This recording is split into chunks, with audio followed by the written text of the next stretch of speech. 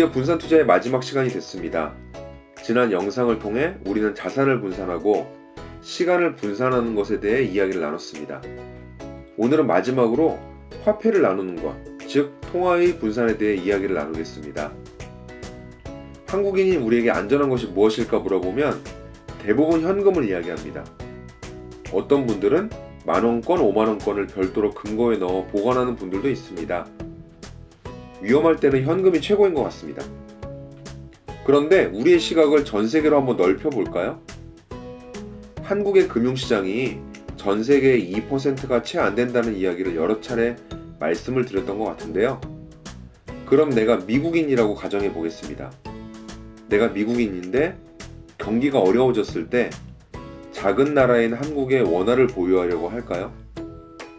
아마도 불안한 한국 돈을 가지고 있는 것보다는 전 세계에서 가장 크고 힘있는 나라의 돈인 달러를 들고 있으려고 할 것입니다. 이것이 통화 분산의 핵심입니다. 많은 분들이 경기가 좋으면 주식이나 부동산 투자 등에 관심을 갖습니다. 그런데 반대로 경기가 위축되거나 위기가 왔을 때 선호하는 자산이 있습니다. 많은 분들이 금과 달러를 대표적인 안전자산으로 보유하려고 합니다. 경기가 어려우니까 차라리 안전한 것을 가지고 있겠다는 심리가 반영된 것입니다. 화폐의 가치는 내가 한국인이 아니라 미국인이라고 가정하면 쉽게 이해가 되시죠? 그렇게 우리의 자산이 안전하게 지켜지려면 통화의 분산까지 잘 이루어져야 하는 것이고, 이렇게 달러 투자는 안전자산을 보유하는 관점에서 이해를 하는 것이 올바른 기준을 갖는 것입니다. 간혹 달러 투자를 환차익의 개념으로만 이해하는 분들이 많습니다. 예를 들어 1달러를 1,000원에 사서 1,200원에 팔면 20%의 수익을 거둘 수 있다고 생각합니다.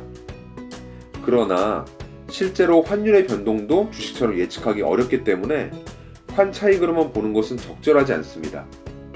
더군다나 환전을 해보신 분들은 알겠지만 기준 환율이 있음에도 불구하고 우리가 환전을 할 때는 살 때와 팔 때의 가격이 차이가 많이 나기 때문에 실제로 환차익을 통해 큰 수익을 기대하는 것은 현실적이지 않은 경우가 많습니다. 따라서 장기적인 안목에서 판단을 하고 통화의 분산을 하는 것이 적절합니다. 먼 미래에 대한 예측이 어렵다는 것을 전제로 천천히 준비하고 장기적으로 나누어 매수해 나가는 것이 중요합니다. 달러에 대한 투자를 이해했다면 어떤 금융상품을 통해 달러를 투자할 수 있을까요? 이것은 국내에서 투자하는 것과 동일합니다. 원금 보장이 중요하다면 달러 예금 통장에, 위험 관리를 한다면 달러를 통한 보험 상품으로, 투자를 계획하고 있다면 달러로 미국의 주식이나 채권에 투자하는 방법도 있습니다.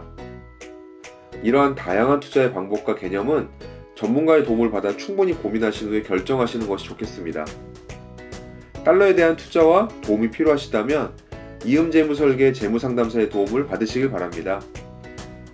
오늘은 분산 투자의 마지막 개념인 통화의 분산에 대해 설명드렸습니다.